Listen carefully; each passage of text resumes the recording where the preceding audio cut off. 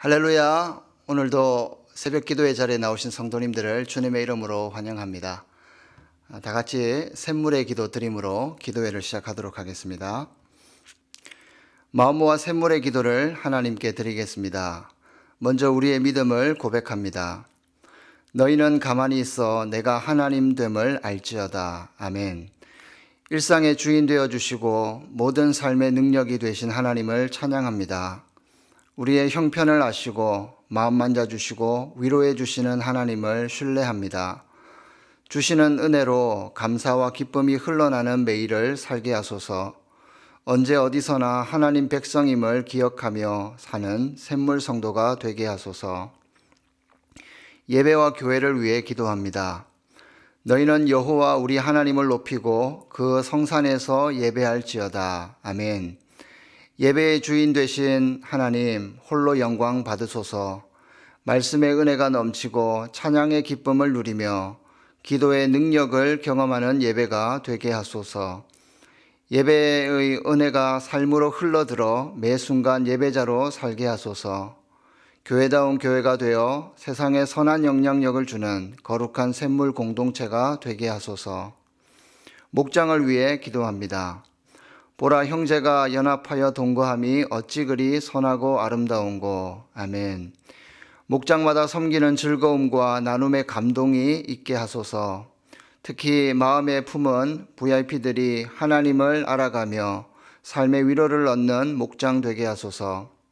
섬기는 목자들에게 성령 충만케 하시고 무엇보다 영혼을 깊이 사랑하며 가슴에 품는 사랑의 목자들이 되게 하소서.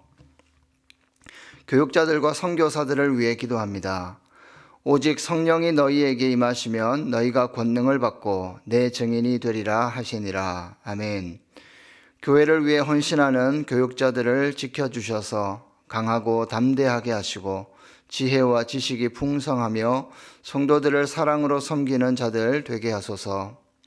복음의 현장에서 예수님의 십자가의 도를 전하며 열매 맺기를 애쓰는 선교사들에게 영과 육의 건강을 허락하시고 가는 곳마다 복음의 향기 날리게 하소서. 나라와 민족, 환우들을 위해 기도합니다.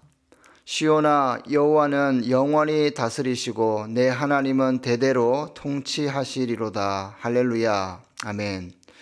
이 나라를 코로나로부터 지켜주시고 속히 이 상황이 마무리되게 하소서. 경제적으로 어렵고 힘든 자들이 회복되어 온 나라가 하루빨리 안정을 찾게 하소서.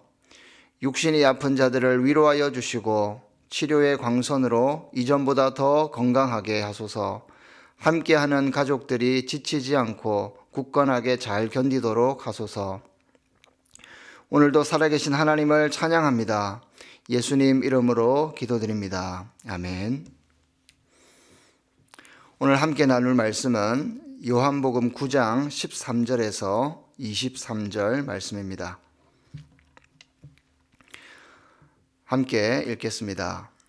그들이 전에 맹인이었던 사람을 데리고 바리새인들에게 갔더라. 예수께서 진흙을 이겨 눈을 뜨게 하신 날은 안식일이라. 그러므로 바리새인들도 그가 어떻게 보게 되었는지를 물으니 이르되 그 사람이 진흙을 내 눈에 바르매 내가 씻고 보나이다 하니, 바리새인 중에 어떤 사람은 말하되 이 사람이 안식일을 지키지 아니하니 하나님께로부터 온 자가 아니라 하며, 어떤 사람은 말하되 죄인으로서 어떻게 이러한 표적을 행하겠느냐 하여 그들 중에 분쟁이 있었더니, 이에 맹인 되었던 자에게 다시 묻되 그 사람이 내 눈을 뜨게 하였으니 너는 그를 어떠한 사람이라 하느냐 대답하되 선지자니이다 하니, 유대인들이 그가 맹인으로 있다가 보게 된 것을 믿지 아니하고 그 부모를 불러 묻되 이는 너희 말에 맹인으로 났다 하는 너희 아들이냐? 그러면 지금은 어떻게 해서 보느냐? 그 부모가 대답하여 이르되 이 사람이 우리 아들인 것과 맹인으로 난 것을 아나이다. 그러나 지금 어떻게 해서 보는지 또는 누가 그 눈을 뜨게 하였는지 우리는 알지 못하나이다. 그에게 물어보소서. 그가 장성하였으니 자기 일을 말하리이다. 그 부모가 이렇게 말한 것은 이미 유대인들이 누구든지 예수를 그리스도로 시인하는 자는 출교하기로 결의하였으므로 그들을 무서워함이러라. 이러므로 그 부모가 말하기를 그가 장성하였으니 그에게 물어보소서 하였더라. 아멘. 오늘은 영의 눈이 열린 사람이란 제목으로 하나님 말씀 전하겠습니다. 언젠가 제가 차를 몰고 고속도로를 한참 달리다가 터널 안을 통과하게 되었습니다. 평소 같으면 터널을 지나도 아무 문제가 없는데 그날따라 터널에 들어가는 순간 앞이 캄캄한 것입니다. 순간 너무 당황해서 이러다가 큰 사고는 나지 않을까 온몸이 경직이 되었습니다. 제가 다른 건 몰라도 시력 하나는 좋은 사람인데 갑자기 눈에 문제가 생긴 건 아닌지 그날따라 앞이 보이지 않았던 것입니다. 간신히 터널을 지나고 나서야 원인을 알 수 있었습니다. 그날 제가 짙은 선글라스를 끼고 운전을 한 것이었습니다. 여러분, 사실 이러한 에피소드는 영적인 세계에서도 일어날 수 있는 일입니다. 짙은 선글라스 때문에 갑자기 앞이 캄캄해질 수 있듯이 우리의 영안이 닫혀서 주의 일을 보지 못하는 경우가 있다는 것입니다. 오늘 본문에도 캄캄한 터널 같은 암흑 인생을 지나 광명을 본 사람이 등장하고 있고, 그리고 육의 눈은 떴지만 마치 짙은 색안경 때문에 정작 중요한 것을 보지 못하는 그런 사람들도 등장하고 있습니다. 오늘 말씀을 통해서 우리의 영의 눈이 활짝 열리고 더욱 밝아지는 은혜가 우리 가운데 있기를 소망합니다. 먼저 오늘 본문 말씀은 영의 눈을 뜨라고 우리에게 교훈하고 있습니다. 사랑하는 성도 여러분, 영의 눈을 뜨시고 볼 수 있기를 바랍니다. 15절 말씀을 제가 읽겠습니다. 그러므로 바리새인들도 그가 어떻게 보게 되었는지를 물으니 이르되 그 사람이 진흙을 내 눈에 바르매 내가 씻고 보나이다 하니, 예수님은 앞을 보지 못했던 한 소경을 치료하셨습니다. 침으로 진흙을 이겨 눈에 발라주신 다음에 실로암 못에 가서 씻으라 말씀하셨죠. 말씀대로 하자 그 소경이 보게 되었습니다. 눈이 활짝 열리게 된 것입니다. 그러나 이 소경이 눈을 뜨고 있는 것을 직접 보았지만 믿지 못하는 자들이 있었습니다. 누구입니까? 바로 당시 바리새인들이었습니다. 그들은 육의 눈은 열렸지만 영의 눈은 가리워져 있었던 것입니다. 사람이 영적으로 본다는 것은 무엇을 의미할까요? 영적으로 본다는 것은 예수 그리스도가 하나님의 아들이요 구원자이심을 우리가 믿고 고백하는 것을 의미합니다. 또 영적으로 본다는 것은 하나님의 말씀을 통해서 하나님의 뜻을 분별하고 깨닫고 순종한다는 것을 의미합니다.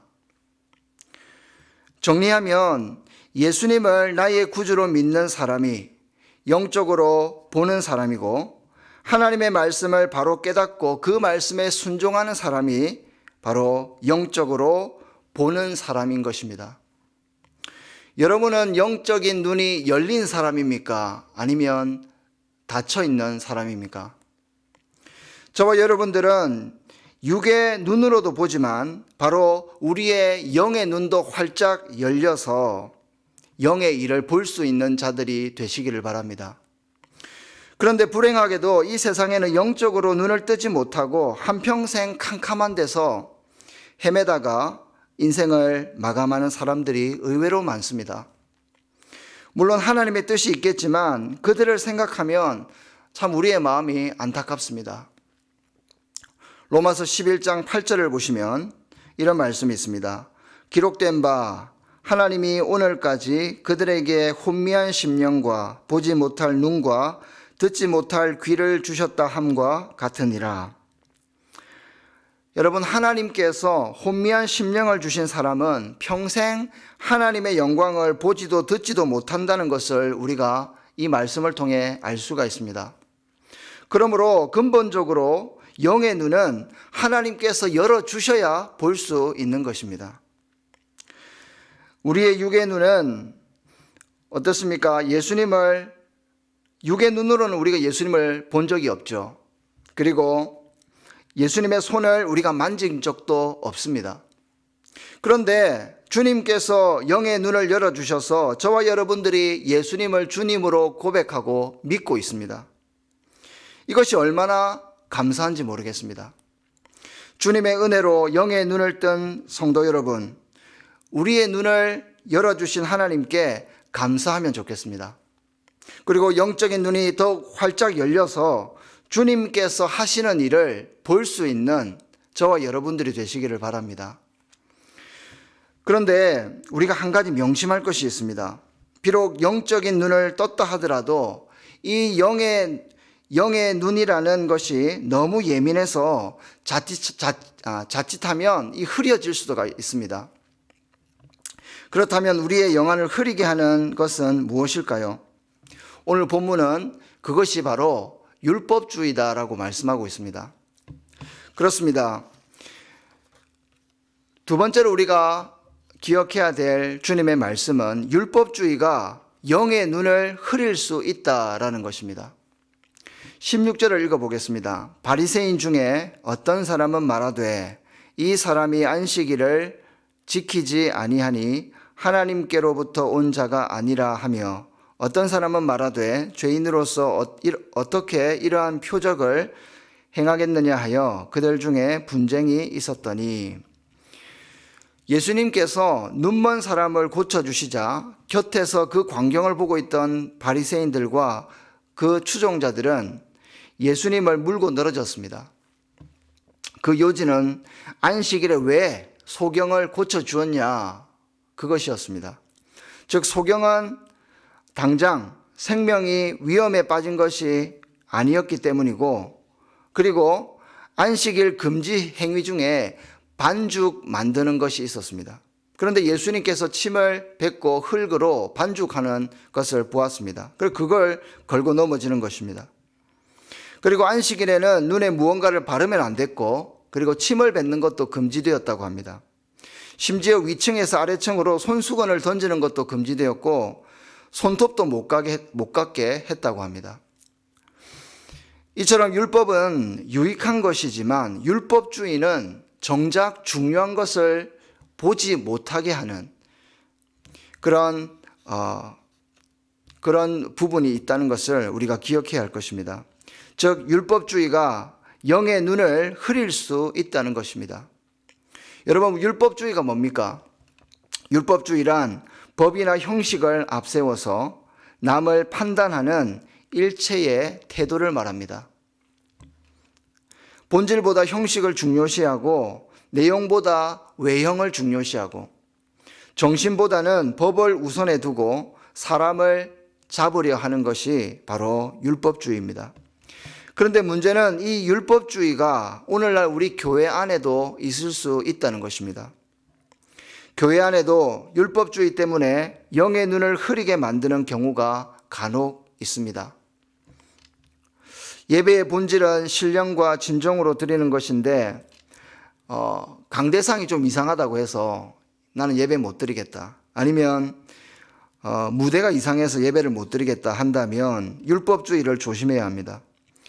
기도의 본질은 은밀히 보시는 하나님 앞에 마음을 쏟고 구하는 것인데 몇 시에 일어나서 얼마나 기도했느냐, 그것으로 사람을 판단한다면 그 사람은 율법주의를 조심해야 합니다. 여기에만 집중하고 사람을 판단해 버린다면 율법주의에 빠져 있을 가능성이 크다는 것입니다. 그리고 성경을 몇 번 읽었느냐, 그리고 성경 공부를 누구에게 배웠느냐, 상 공부를 누구에게 배웠느냐. 헌금의 본질은 기쁨으로 최선을 다하는 것인데 액수를 가지고 그 사람을 판단해 버린다면 우리는 율법주의를 조심해야 한다는 것입니다. 물론 우리가 형식이나 횟수나 시간을 무시하자는 것은 아닙니다. 핵심은요, 이러한 형식이나 횟수나 시간으로 너무 쉽게 사람을 판단해버리는 것이 문제라는 것입니다. 이것은 바리새인들이 안식일에 율법을 범했다는 그 프레임에 갇혀서 더 중요한 빛 대신 예수 그리스도를 보지 못한 것과 같은 것입니다. 사랑하는 성도 여러분, 본질을 보는 눈을 여시기를 바랍니다. 주님께서 우리의 눈이 형식과 법 때문에 흐려지지 않도록 은혜를 주셔서 항상 밝은 영안을 유지할 수 있기를 주님의 이름으로 축복합니다.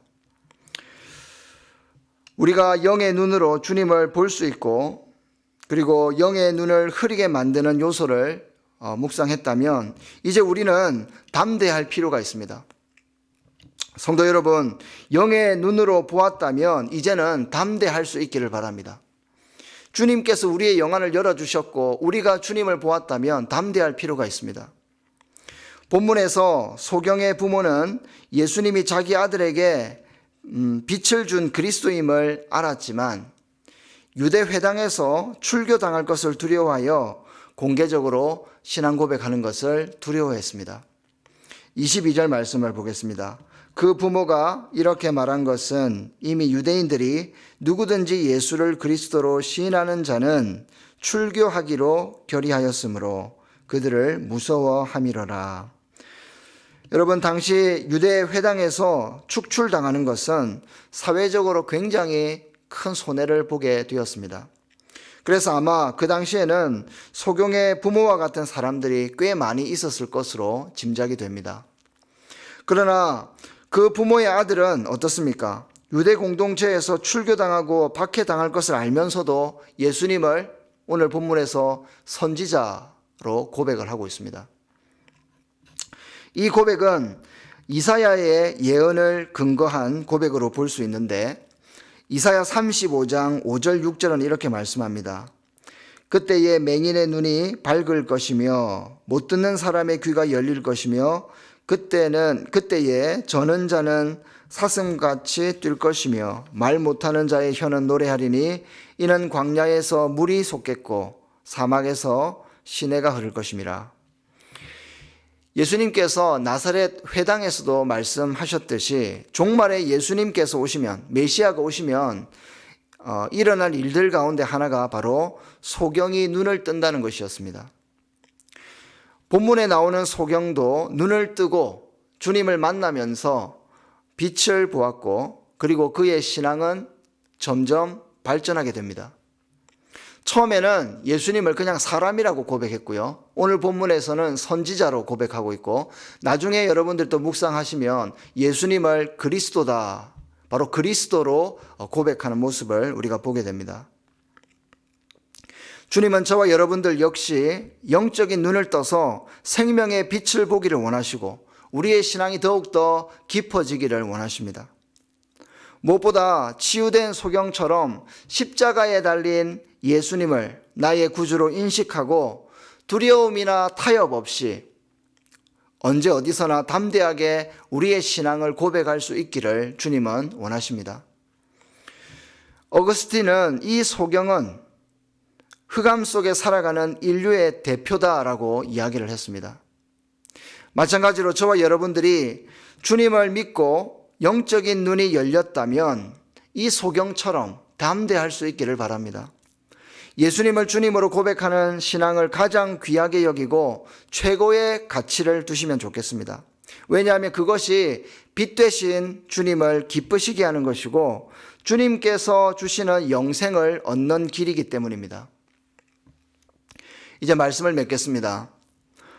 주님은 오늘 본문에서 못 보는 사람을 보게 하심으로 예수님 자신이 이 세상의 빛이시고 우리에게 영원한 생명을 주시는 구원자이심을 나타내고 계십니다. 우리가 이 빛 되신 주님을 보기 위해서는 먼저 영적인 눈이 열려야 합니다. 그러나 영적인 눈이 열렸다고 자만해서는 안 됩니다. 영안이 흐려지지 않도록 율법주의를 조심해야 한다고 오늘 본문은 우리에게 교훈하고 있습니다. 그리고 마지막으로 영적인 눈으로 주님을 보았다면 세상에서 담대히 주님을 고백하고 주님을 증언하는 일에 우리의 삶을 바칠 수 있어야겠습니다. 성도 여러분, 오늘 하루를 살아가실 때에 저희 모두의 영의 눈이 활짝 열려서 빛 되신 주님을 바로 보고 영생을 선물하시는 주님으로 인하여서 기뻐하시는 저와 여러분들이 되시기를 주님의 이름으로 축원드립니다. 오늘 말씀을 기억하면서 이렇게 기도하면 좋겠습니다. 하나님 아버지, 오늘 하루 살아갈 때 나의 영안이 활짝 열려서 주님을 보게 하소서.